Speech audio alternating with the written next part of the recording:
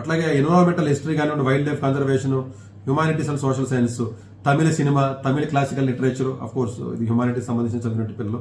Maths, numerical analysis అండి, డెఫినెట్గా maybe algebra కానీ, టోపాలజీ అండ్ జామెట్రీ ఉందండి.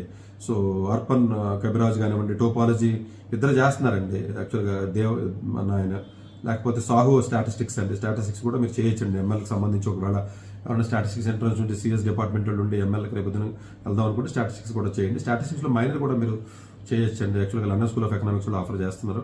సో ఎవరైనా ఒక అదర్ బ్యాక్గ్రౌండ్ నుండి చేద్దామని కూడా చేయొచ్చు. సపరేట్గా ఇప్పుడు వీడియో చేద్దాం అని కుదరలేదు, బట్ నేను గుర్తుపెట్టి ఉంది కూడా చెప్పేస్తున్నాను. ఎడిటివ్ మ్యానుఫ్యాక్చరింగ్, మెకానికల్ ఇది మంచి ఏరియా అండి. ఏదైనా హైయర్ స్టడీస్కి వెళ్ళాలంటే మెకానికల్ ఇంజనీరింగ్, కాంపోజిట్స్ కానివ్వండి, micro machining, mechanical, okay. Additive manufacturing ఇది కూడా మంచి ఏరియా అండి. ఎడిటివ్ మ్యానుఫ్యాక్చరింగ్ మీద సో కనమని సుబ్బు గారు వర్క్ చేస్తున్నారు దాని మీద.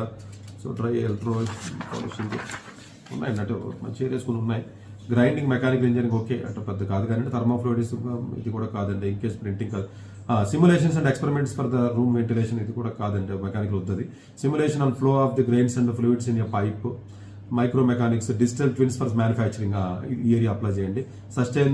సస్టైనబుల్ మిషనింగ్ అండి, ఇది కూడా మంచి ఏరియా అండి. రోబోటిక్స్ ఉందండి, శాంతకుమార్ మోహన్ ఉన్నాయని పనిచేస్తున్నారు, అది అప్లై చేయండి. ఏరోడైనమిక్స్ అండ్ ప్రొపల్షన్ అది ఓకేనండి, అంత ఇది ఉండదు. నాన్ ఇన్వేసివ్ పారామీటర్ ఎస్టిమేషన్ కానీ real time thermal monitoring, mechanical engineering.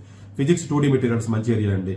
Biological physics మంచి ఏరియా అండి. యాక్చువల్గా విభన్ రంజన్ గారు వర్క్ చేస్తున్నారు. Experimental high energy physics, Reshmi గారు కానివ్వండి. నాన్ ఈక్విలిబ్రియం స్టాటిస్టికల్ ఫిజిక్స్ అండి, ఇది మంచి ఏరియా అండి. యాక్చువల్గా విశ్వాసం ఆయన వర్క్ చేస్తున్నారు. Statistical physics of active Brownian motion ఏదైతే ఉంటుందో మనోజ్ అన్న పనిచేస్తున్నారు. ఆల్మోస్ట్ 75 పీపుల్కి సంబంధించినటువంటి ఆ యొక్క ఏ ఏరియాలో పనిచేస్తున్నారు, ఫ్యాకల్టీ నేమ్ కానీ డిపార్ట్మెంట్స్ చాలా క్లియర్గా వాళ్ళు డిఫైన్ చేయడం జరిగింది. డెఫినెట్గా అంటే ఆ ఏరియాకి సంబంధించినటువంటి డిపార్ట్మెంట్ మీరు చదవాలని తెలియదు కానీ ప్రాబబ్లీ మీకు ఆ ఏరియాలో కొంత ఎక్స్పోజర్ ఉండి లేకపోతే కొంత ఏదైతే ముందు వర్క్ చేస్తుంటే మాత్రం డెఫినెట్గా మీరు అప్లై చేయండి.